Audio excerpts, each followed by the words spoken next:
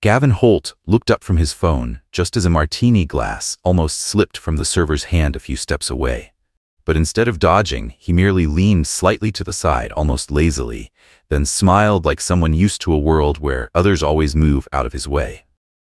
Warm light reflected off the sleek glass facades of downtown towers, where people in $3,000 suits were eating appetizers smaller than their palms.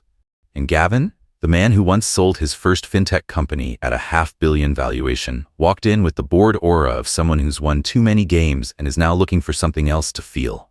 He pushed open the glass door while still scrolling through an article on his phone. Gen Z insecure about long-term finance. He scoffed. Another overblown market panic, or worse, clickbait. A soft female voice came from the right. "Good evening, sir. Your table is ready." Gavin didn't bother looking up. He simply followed, slipped his unlocked iPhone into his pocket, and sat at the table by the window facing the avenue. He rolled up his shirt sleeve to check the time, not because he was busy, just a habit of confirming he had the right not to be in a hurry. The server hadn't even turned to leave when Gavin casually dropped a question, almost like entertainment. "If you were me, where would you invest your money?" It wasn't polite. It wasn't genuine curiosity. It was his favorite game. Toss a psychological grenade and see how it explodes. He knew this pattern too well. 97% of servers would laugh it off or say something like, "I'm not really into finance," and walk away. The girl placed the menu on the table, tilted her head slightly, and for the first time Gavin looked up. Not the temporary type of server he'd met before. Not trying to be cutely pleasant. Not overly soft or predictable. No heavy makeup, hair tied neatly, eyes unnervingly clear and composed.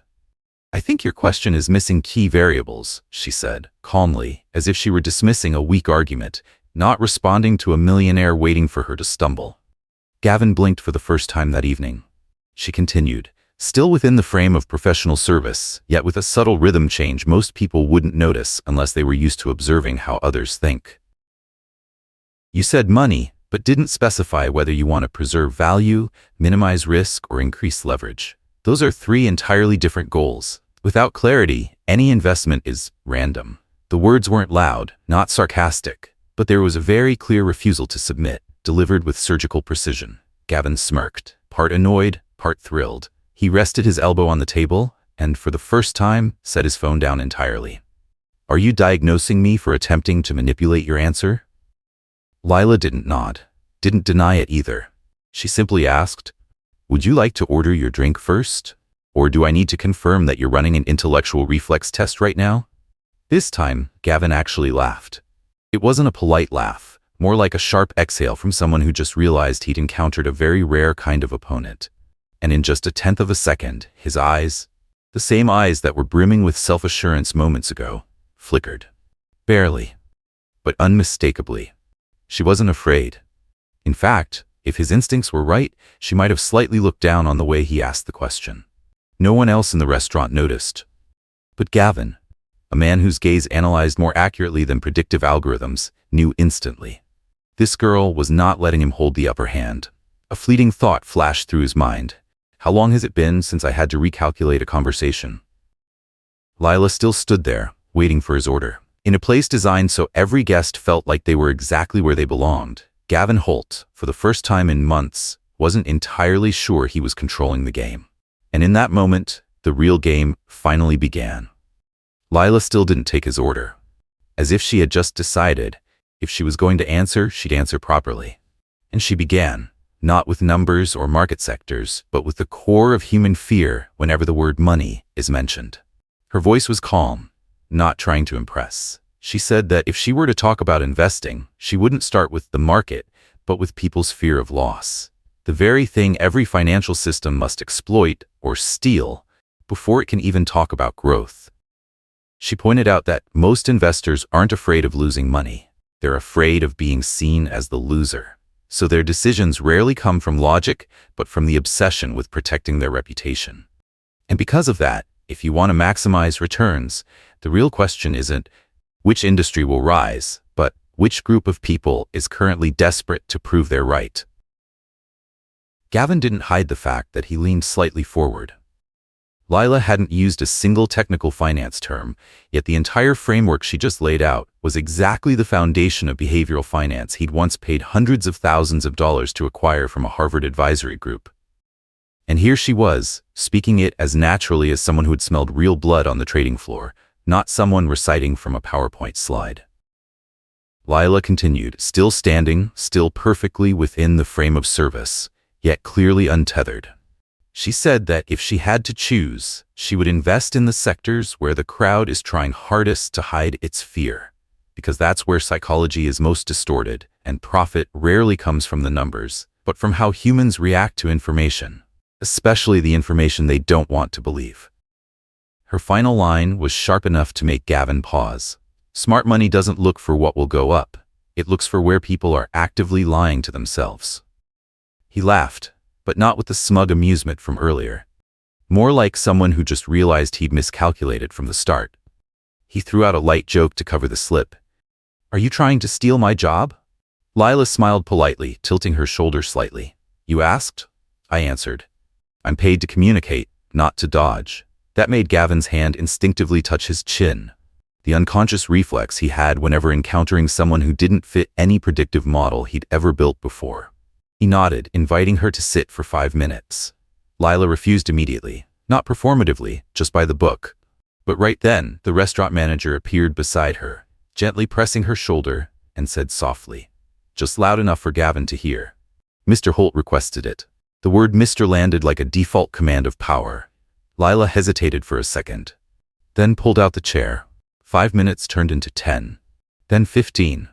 By the time they realized over 30 minutes had passed, the questions about stocks and capital had transformed into a conversation so deep that neither remembered who was leading it anymore. They spoke about how a person could become rich, yet not at all successful. Gavin asked why so many people who won at money didn't look any happier than when they were broke. Lila said, "Success can be bought with other people's money. Liberation can't." He asked what she thought of arrogant rich people. She answered calmly, "Arrogance is sometimes just the natural immune response of someone who once survived extreme conditions." He went silent, longer than he expected. For a brief moment, Gavin looked at Lila as if he'd just seen a version of himself he had lost years ago. Rational as steel, yet still able to view the world with clarity. Not rose-tinted, not bitter, just accurate, to a frightening degree. The conversation ended when another table needed service and Lila had to stand. Gavin didn't stop her. He simply placed a check on the table, swiftly, without theatrics. The number, $10,000. Consider it a consultation fee. Lila declined immediately, impeccably polite. "I'm just a server."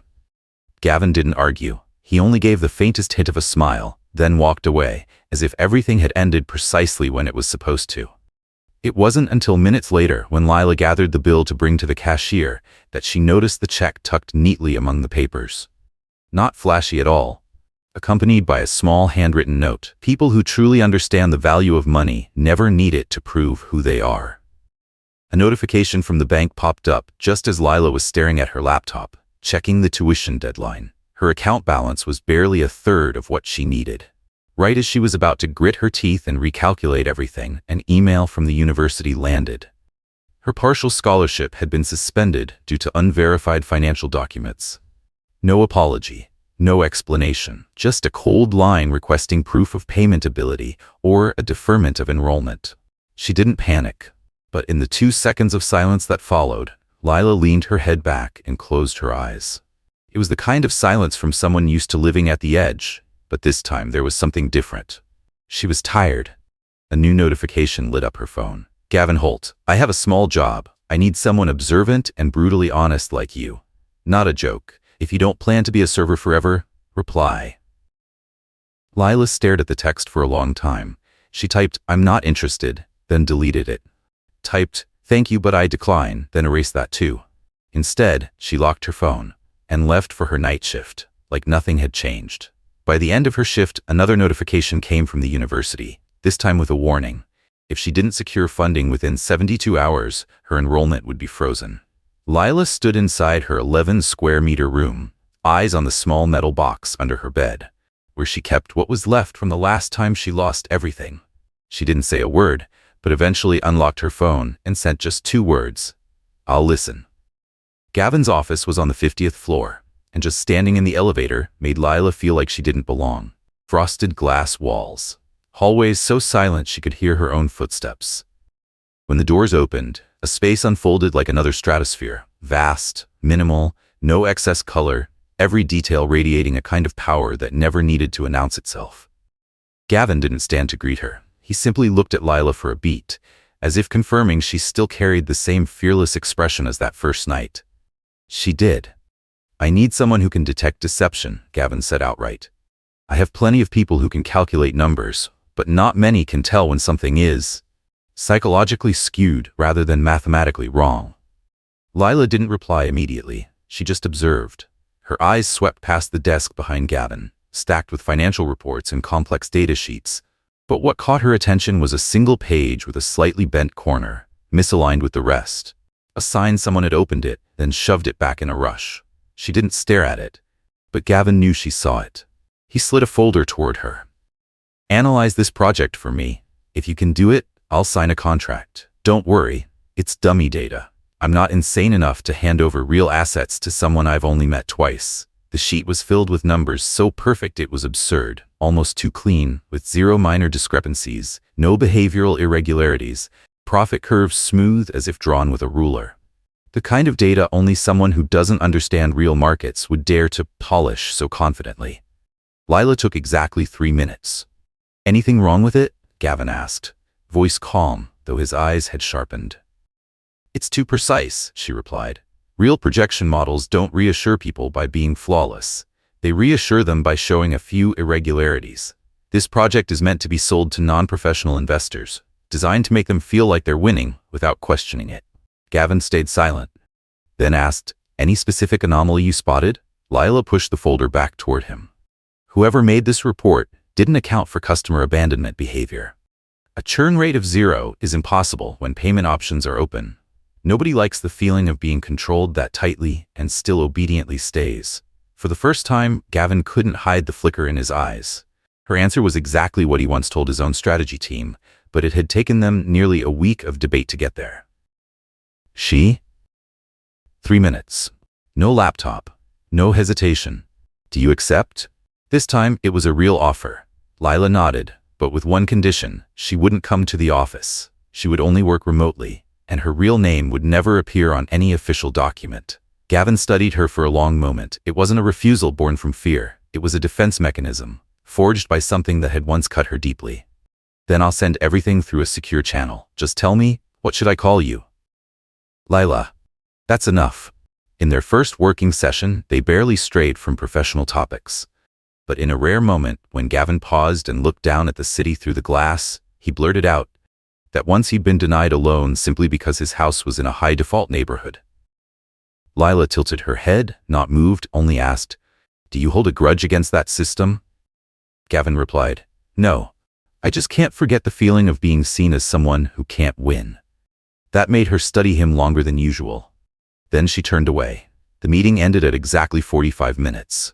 Lila stood, thanked him, and left that cold space with an unhurried, steady stride. Gavin watched her go. The feeling for the second time that she didn't belong to this world, but was dangerous in exactly the opposite way, hard to control, and not seeking anyone's approval. The moment the door closed behind her, Gavin took out his phone without hesitation. "Run a background check on Lila Carter for me. Keep it off the record." From the day she officially began working with him, Lila sent reports with an almost unnatural consistency. Not a single one arrived more than an hour past the requested deadline. She didn't just mark anomalies, she also noted why the person who made the report would have incentive to hide that exact spot. As if she had lived inside the mind of every decision-maker. By the end of the first week, Gavin realized the number of projects at high risk of financial leakage was more than double what his internal analysis team had previously estimated. During a meeting with the senior finance board, Gavin sat back with one arm over the chair, not looking at anyone, as he said calmly, "There's an analyst identifying issues all of us have missed." The room shifted its focus immediately. One director asked, with a touch of irritation. "Which analyst?" Gavin replied simply, "Doesn't matter. Just correct everything according to that report." That answer sent subtle ripples through the team, but only made Gavin more composed. because for the first time in years, he wasn't exhilarated by profit. He was exhilarated by the precise, electric sensation of realizing that this time he hadn't chosen wrong. That afternoon, his personal assistant messaged him. Preliminary investigation done. There is no record of a Lila Carter existing prior to 4 years ago. No school, no address, no tax status, no medical files, nothing. Gavin sat still. The room felt colder by a degree. He was used to assessing risk, but he had never faced a situation where the person he had granted access to the arteries of his financial empire virtually did not exist before a certain point in time. That evening, instead of heading to his penthouse as usual, Gavin returned to the restaurant where he first met Lila. It was louder than he remembered, more customers, glasses clinking, laughter overlapping with unsophisticated background music. But Lila was still there. With no trace of being anyone's secret advisor, she was seated beside a middle-aged coworker, carefully helping her count and organize tip money. Her hands weren't fast, but perfectly precise. And what made Gavin stop? Wasn't the care. It was the fact that she paused sometimes, to smooth each bill so none of the edges were creased. As if respect wasn't just for the person owning money, but for the person carrying the weight of earning it. He stood far enough that she wouldn't notice him. And for 15 minutes, Gavin didn't analyze. He didn't watch for reactions, didn't calculate strategy. He simply stood still. And for the first time, the thought, I want to protect this person, didn't come from intellect, but from somewhere deeper, more primal, and entirely beyond logic. Meanwhile, Lila returned to her small apartment in a modest neighborhood, where rent was paid via monthly transfer. When she opened the mailbox by her door, a plain white sheet slipped to the floor. No envelope, no signature, just a single line in marker. You can't hide forever. She stared at it for a long moment, expressionless, but her hand, gripping the note, tightened hard enough that veins surfaced sharply. No panic, just cold, precise tension. Lila didn't tear the note. She folded it neatly into a small square and slid it into her jacket pocket, like a warning she intended to remember. At that exact moment, high above the city, Gavin stood by the glass wall, looking out into the night. Below, the streets wove into a restless grid of light and motion. He couldn't tell which unsettled him more, that Lila might be a severe security risk, or that he was starting to no longer want to suspect her. From that moment, something irreversible began. Though neither of them spoke it, neither of them would admit it. A man who had never trusted anyone was beginning to want to, and a woman who had never let anyone in was starting to feel afraid of exactly that. An urgent internal meeting was convened. The air in the room was heavier than silence, a silence that tasted like danger. On the large screen, a finance director stood and, unable to hide his defensiveness, said, "We've just received a report indicating internal data that almost exactly matches an analysis being traded by one of our rival funds. And the strange coincidence is that it aligns with the reports being submitted by the anonymous analyst Mr. Holt has been relying on." All eyes turned to Gavin. He showed no reaction, but his posture straightened by a degree, enough for those who had worked with him to understand. He was preparing to strike back. "She's not involved," Gavin said immediately, without hesitation. "None of her reports have been transmitted externally." The director countered at once, "Then maybe she's the one who created the leak in the first place, and we're going to let someone like that have access to our most sensitive data tiers?" A board member spoke up. "If we want to end this debate right now, there's just one thing. Gavin, reveal her identity." It was the line he'd anticipated before walking into the room. A beat of silence. Then Gavin said, "Her name is Lila Carter." The moment the name left his mouth, the door swung open. Lila appeared. No one had called her. No one expected her to come. Her eyes swept the room, steady, unflinching. Only Gavin caught the single moment, a very brief hitch, when she looked straight at him. "The internal network automatically notified me," she said, still standing tall, voice low and even.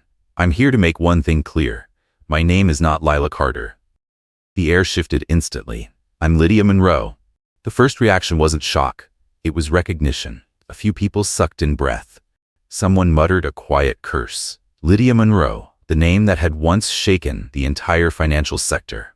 3 years ago, she was at the center of an insider scandal that partially toppled a major investment bank overnight. The headline then claimed that brilliant young analyst Lydia had sold customer data for profit. No one mentioned that she vanished immediately afterward, without a trace. Analysts called her the ghost. And now, she was here. One director nearly sprang to his feet. You're the reason trust in the market collapsed that year. And you dare. Lydia cut in. I didn't sell data. I was the one who warned the firm not to invest in a structure that was mathematically destined to collapse. They recorded my analysis, cut the context, and used it to scapegoat me, right before the real leak came from a much higher level. I disappeared because if I fought back, I would have been killed. Her voice did not shake, and there was no trace of pleading for innocence. It was just raw truth. Gavin stood right behind her, but didn't intervene. He was seeing her differently now, for the first time realizing that her desire for anonymity wasn't about distance. It was about survival. Then why come back to this industry? Someone demanded, sharp and accusing. Lydia looked them straight in the eye. I never left. I just refused to work for people who believe money is the final objective. The room fell into a silence that couldn't be named. No one spoke because it wasn't provocation. It was a mirror. That was when Gavin stepped forward. His expression was no longer that of a CEO protecting an asset, but of a man recognizing someone standing exactly where he once stood. She is not the traitor, Gavin said, voice low but impossible to interrupt. I authorized her access to the data. If there is any breach, I take full responsibility. One director slammed his hand on the table. You're defending someone the entire industry condemned? Yes, Gavin replied, looking at no one but Lydia. And if I'm wrong, I'll step down myself before anyone in this room has to ask. Silence. In those 3 seconds, everyone understood Gavin had just wagered his reputation, shareholder trust, even his power. To stand beside a woman the system had once erased. Lydia still didn't look at him, but her hand, for the first time, tightened. After the meeting, when only the two of them were left in the elevator, Gavin finally spoke. Why didn't you tell me from the start? That question wasn't an accusation. It was a wound, quietly exposed. Lydia answered without turning her head. Because you are exactly the kind of person I once trusted, and that person destroyed my entire life. The elevator doors opened. She stepped out, never looked back. But as the light reflected across the glass floor, in a flicker, barely lasting a breath, she herself sensed that what she'd just said might no longer be something she fully believed. A few weeks after that storm of a meeting, events did not unfold the way the board had expected, but exactly as Lydia had foreseen.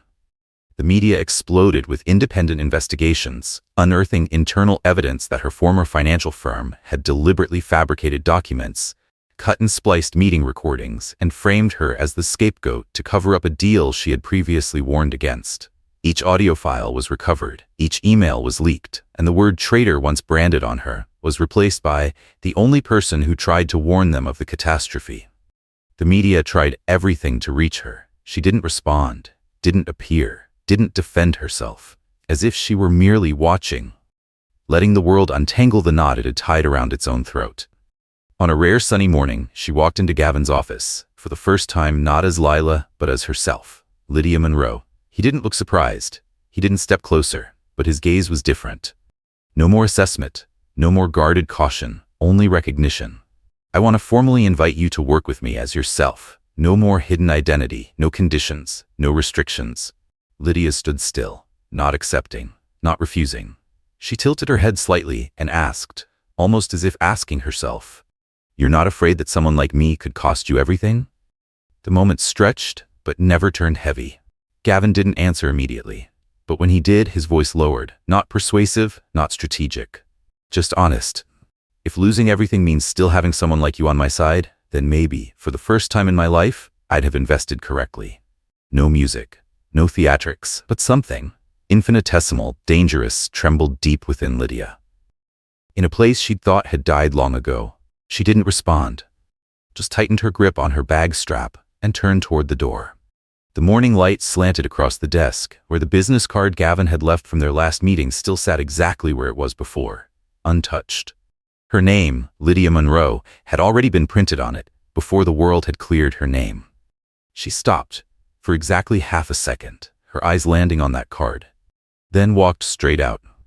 The world outside that office was still loud, unstable, a battlefield of power. But the two people who had just spoken walked away carrying questions that didn't yet have names. If you were Lydia, A woman who once lost everything because she trusted the wrong person, would you dare open your heart again? And if you were Gavin, a man who'd spent his life controlling every variable, would you be willing to risk everything on emotion? The one thing no data can ever measure. Let us know your thoughts in the comments below, and don't forget to support us with a subscribe. Thank you so much for watching.